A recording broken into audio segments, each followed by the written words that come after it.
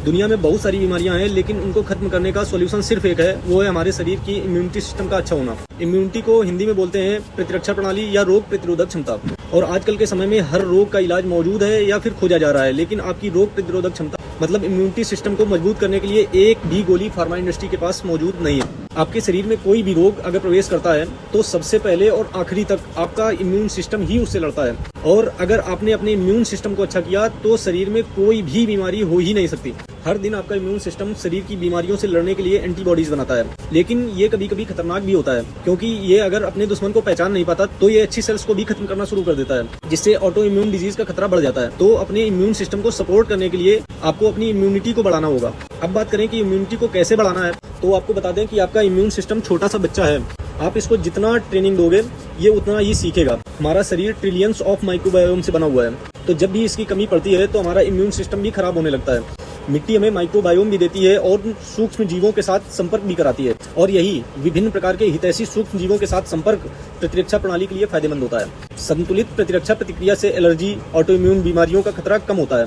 मिट्टी बहुत सारे सूक्ष्म जीवों प्रतिरक्षा को प्रशिक्षित करने के लिए मदद करती है। मिट्टी से दूरी रखना और बहुत ज्यादा हाइजीन रहना आपकी इम्यूनिटी को कमजोर करता है। आपको बता दें कि आपको हाइजीन किन चीजों से रहना चाहिए, तो वो है ड्रेनेज, सीवेज और गंदे नालों के पानी से, हार्मफुल केमिकल और पेस्टिसाइड से। और हाँ, अक्सर ये देखा गया है कि जिनके घरों में जानवर पाले जाते हैं उनकी इम्यूनिटी बेहतर होती है बिना जानवर के संपर्क में रहने वाले व्यक्तियों से। अब बात करते हैं कि आपकी इम्यूनिटी को बेहतर करने के लिए कौन कौन से साधन हैं। तो अगर हम विटामिन सी, विटामिन B12 और विटामिन D3 की कमी पूरी कर लें तो आपका इम्यून सिस्टम पूरी तरह से रीसेट हो जाता है। हमारे गट में टी सेल्स होते हैं, इन्हें बोलते हैं टी रेगुलेटरी सेल्स। जब भी इनकी संख्या कम या इनका साइज कम हो जाता है तो ये अपनी ही बॉडी पे अटैक करने लगते हैं। तो विटामिन सी, D3 और B12 का होना हमारे शरीर में बहुत जरूरी हो जाता है ऑटो इम्यून बीमारियों को ठीक करने के लिए।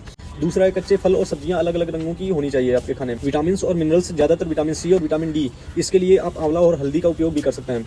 खट्टे फल भी आपकी इम्यूनिटी को बढ़ाते हैं। B12 आपको सिर्फ फोर्टिफाइड फूड से ही मिलता है। फास्टिंग भी आपकी इम्यूनिटी को बूस्ट करती है। तो इन सारे तरीकों का उपयोग करके आप अपनी इम्यूनिटी को बढ़ा सकते हैं। आखिर में बात करेंगे कि आपका खाना अगर हेल्दी है, आपका स्लीपिंग पैटर्न अच्छा है, आप अपनी सांसों पे काम करते हैं प्राणायाम या वेट ट्रेनिंग के द्वारा, ये सारी चीजें आपकी इम्यूनिटी को बूस्ट करती हैं। अगर आप जानना चाहते हैं कि टी सेल्स जो आपकी इम्यूनिटी को बेहतर रखती हैं, इनको अच्छे से काम पे कैसे लगाएं, तो कमेंट करो T cells, be your own coach, stay healthy. Thank you.